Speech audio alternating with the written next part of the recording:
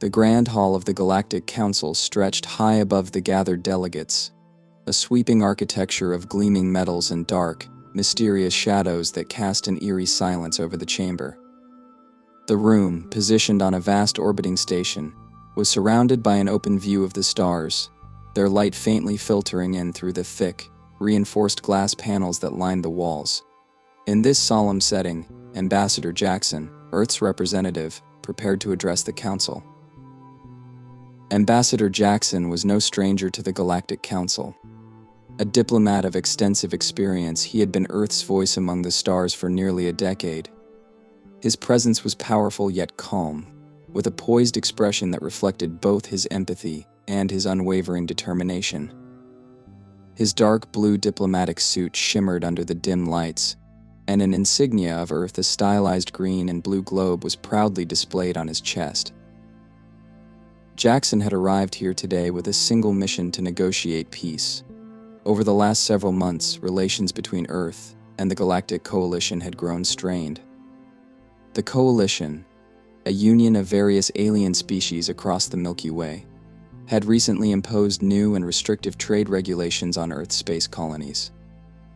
Resources were being siphoned, territories constricted, and freedom was shrinking day by day for the humans who lived on the edges of the galaxy.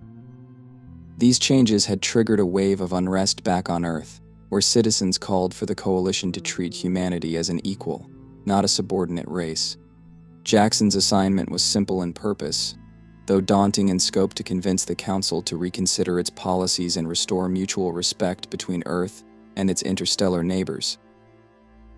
As Jackson took his place at the center podium, he looked out over the gathered Council members. Seated in tiered rows that curved around him, the alien delegates represented over 200 species from all corners of the galaxy. Some were humanoid, while others were far more alien in appearance: massive creatures with chitinous armor, floating beings with translucent skin that shimmered in the air, and even tiny insect-like organisms that buzzed in synchrony from their designated seats. Every species had its own unique way of expressing approval or dissent, and while Jackson had learned to read these signs over time, today the room felt particularly impenetrable. Jackson adjusted the small microphone at his podium, and the room fell silent. He took a steadying breath, aware of the magnitude of what he was about to say. "Esteemed members of the Galactic Council," he began, his voice echoing slightly in the vast chamber, "I stand before you as a representative of Earth, a planet that, like yours, seeks nothing more than peace, cooperation, and prosperity." A murmur rose briefly from some of the alien delegates, a mix of languages and tones that blended into an almost musical hum. Jackson continued, his voice steady and clear. "Throughout our history, humanity has strived to learn, to adapt, and to find common ground with those we may not understand. We are here today, on this esteemed council, because we believe in the power of unity and the potential that lies within it. Yet, recent actions by this council have cast a shadow over that unity. The restrictive policies imposed on Earth's colonies, the limitations on trade and movement, these actions threaten the very ideals that this council was founded upon." As he spoke, Jackson could see some delegates exchanging glances, their expressions unreadable to him. He wasn't naive. He knew that not every species in the Coalition viewed humanity favorably. Some considered humans impulsive, unpredictable, a young race unworthy of full respect. But Jackson also knew that others saw the potential in humanity, a potential that could benefit the galaxy as a whole, if nurtured rather than stifled. "Our colonies," he continued, leaning forward slightly, "are struggling under these restrictions. Families are separated, resources depleted, and freedom stripped away. This council has long been a bastion of justice, of fairness. I ask you, on behalf of my people, to reconsider these measures, to grant us the respect and freedom that every sentient being deserves."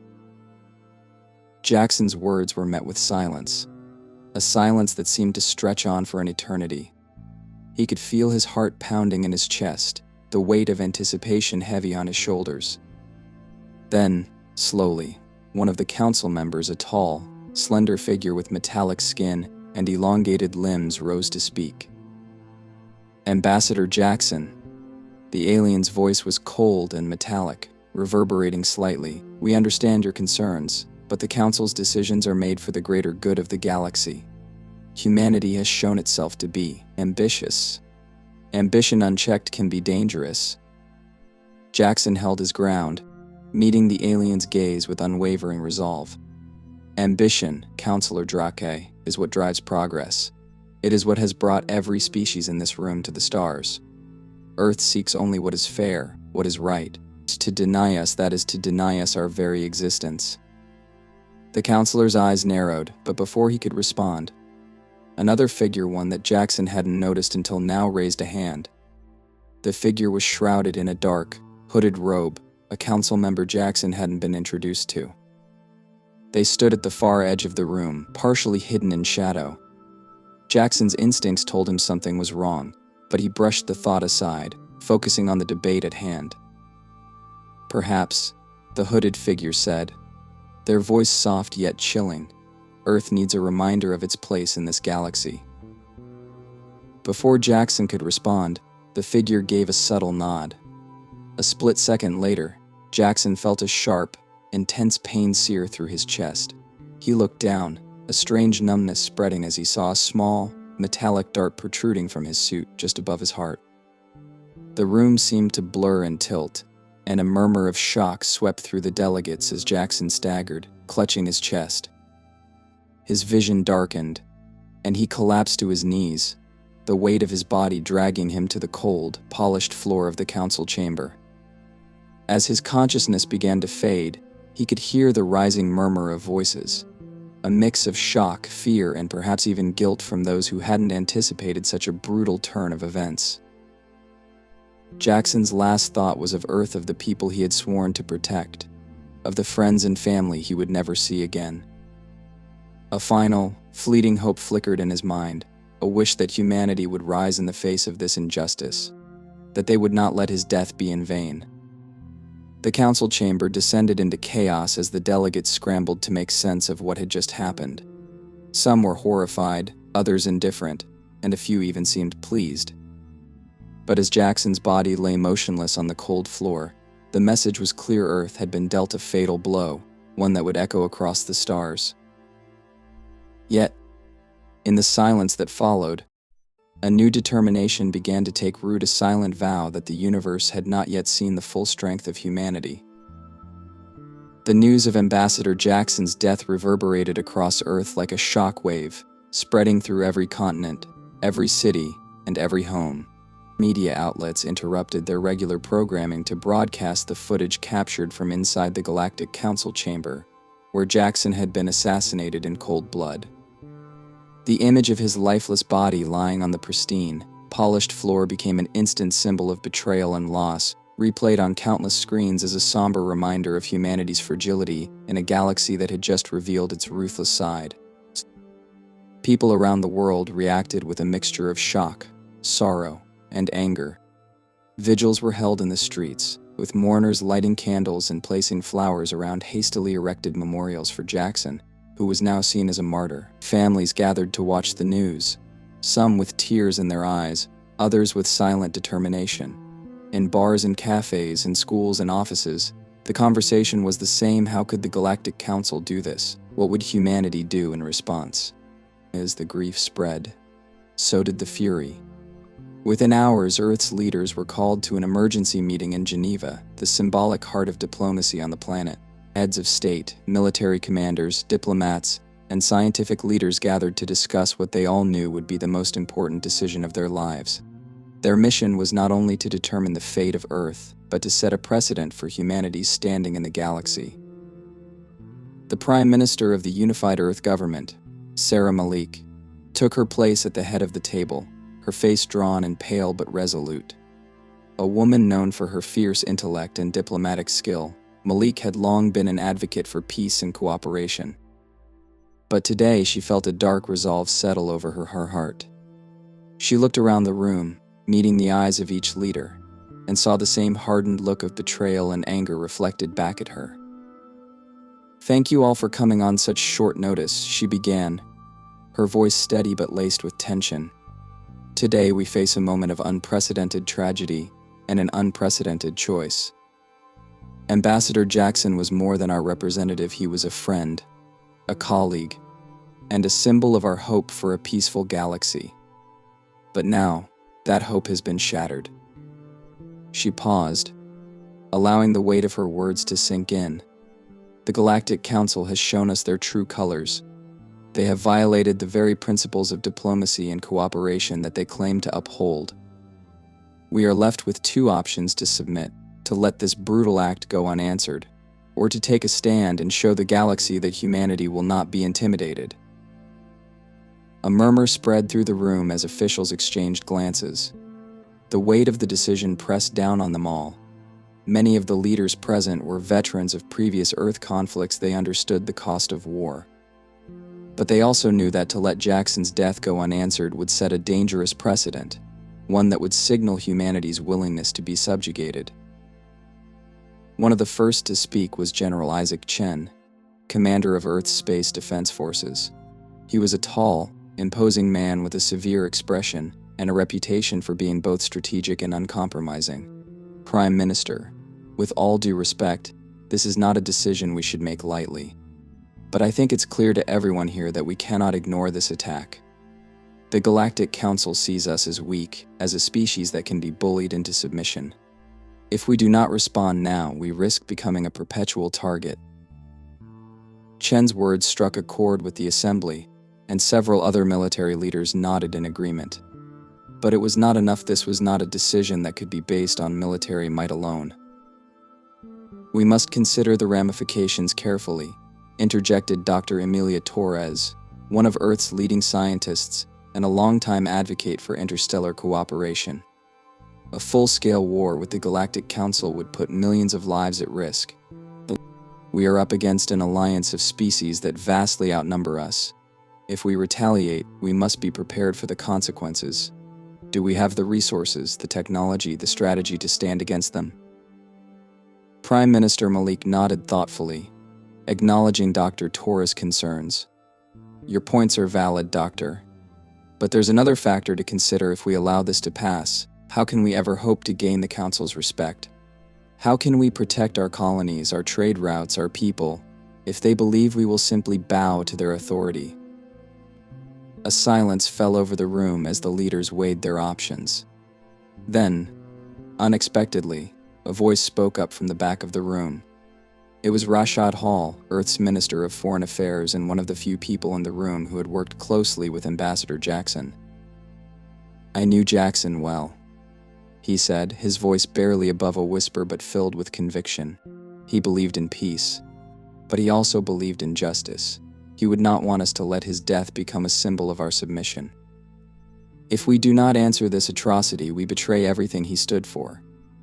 And if we go to war, we must go with the resolve to honor him, not out of vengeance, but out of necessity. His words seemed to galvanize the assembly. One by one, the leaders voiced their agreement, some hesitantly, others with fierce determination. The decision was clear: Earth would answer the Galactic Council's attack with a show of force, but one driven by justice, not mere retribution. Prime Minister Malik stood once more, her gaze sweeping over the room. Then it is decided, she announced, her voice carrying a sense of finality. Earth will prepare for war. But this will not be an ordinary conflict. We will use every resource, every scientific advancement, and every strategic advantage at our disposal. We will not be reckless, but we will be resolute. With the decision made, the meeting turned to practical matters. General Chen laid out the initial battle strategies, suggesting that Earth's forces focus on a combination of defense and calculated strikes against critical Council outposts. Dr. Torres and her team of scientists were tasked with researching and deploying Earth's most advanced technologies, experimental weapons, shielding systems, and even cybernetic enhancements for soldiers. Every available asset was to be mobilized, and secrecy was paramount. The Council could not be allowed to know the extent of Earth's preparations. As the plans took shape, a fierce unity swept through the room. Each leader, regardless of their background or previous stance on interstellar conflict, now stood together, united by a shared purpose. The assassination of Ambassador Jackson had lit a fire within humanity, a fire that would not be extinguished until justice was served. In the days that followed, Earth's military and scientific communities worked around the clock. Factories were converted to produce weapons and spacecraft, scientists worked in classified labs on top-secret projects, and military bases became hives of activity. Soldiers were trained in advanced combat techniques. Engineers crafted new models of spacecraft designed for speed and agility, and intelligence agents gathered information on the Council's weaknesses. Meanwhile, the media was carefully controlled, broadcasting messages of strength and resilience. Public speeches by Earth's leaders encouraged citizens to support the war effort, and a wave of patriotism swept over the planet. Citizens volunteered for defense roles, and even children wrote letters to soldiers, offering words of encouragement. Within weeks, Earth had transformed into a unified force ready to take on the Galactic Council. The transformation was nothing short of astounding, a testament to humanity's ability to rise in the face of adversity. The Coalition had underestimated the human spirit, had assumed that fear would keep Earth in line. But they were wrong. Prime Minister Malik, standing in the command center as Earth's newly assembled fleet took shape in orbit, felt a sense of pride tempered by sorrow. She thought of Jackson, of his unwavering dedication to peace. His sacrifice had been a devastating loss, but it had also awakened a new determination in the hearts of humanity. This war would be fought not only to avenge his death but to secure a future where Earth could stand as an equal in the galaxy. And so, with heavy hearts but unbreakable resolve, humanity prepared to unleash its response. The night sky over Earth was unusually clear, revealing a stunning view of the stars, among them the orbiting ships of Earth's newly assembled space fleet. Hundreds of sleek, reinforced vessels glimmered in low orbit, their powerful engines humming as final preparations were made. This fleet was the product of weeks of relentless work, and each ship represented a testament to humanity's resilience and unity. Prime Minister Malik stood in the control room of the flagship, the Resolute, alongside General Isaac Chen and Dr. Emilia Torres. The atmosphere was thick with anticipation and tension. Officers moved swiftly between consoles, making last-minute checks, while analysts studied the tactical displays, calculating potential outcomes. Outside the vast observation window, the assembled fleet lay in formation, a powerful reminder of what humanity was capable of when driven to defend its honor. Comms. Are we connected to all ships in the fleet? Malik asked, her voice steady. Yes, Ma, I am, the communications officer replied. We have an open channel with every vessel. They're awaiting your orders. Malik nodded, feeling the weight of her responsibility more acutely than ever. She took a breath, gathering her thoughts, and then addressed the fleet. To every soldier, every captain, and every citizen listening, she began, her voice carrying both strength and gravity.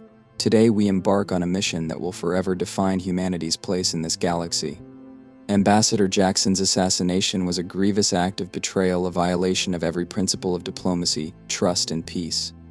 We did not seek this conflict, but we will not allow it to pass unanswered. We will defend our honor, our people, and our freedom. The fleet responded with a silent but powerful acknowledgement, their readiness reflected in the unified formation of ships that waited in disciplined silence. With the orders given, the fleet's engines powered up, each vessel activating its defenses and locking onto pre-assigned targets. General Chen, his eyes locked on the tactical display, turned to Malik. All ships are in position and ready to jump. Execute the jump, Malik commanded, her voice unyielding. With a blinding flash, the entire fleet disappeared from Earth's orbit, entering hyperspace in a perfectly synchronized maneuver. Their destination, the Galactic Council's stronghold, an orbiting station above the Coalition's capital planet. This station served as the Council's seat of power, its chambers filled with representatives from the galaxy's most influential species.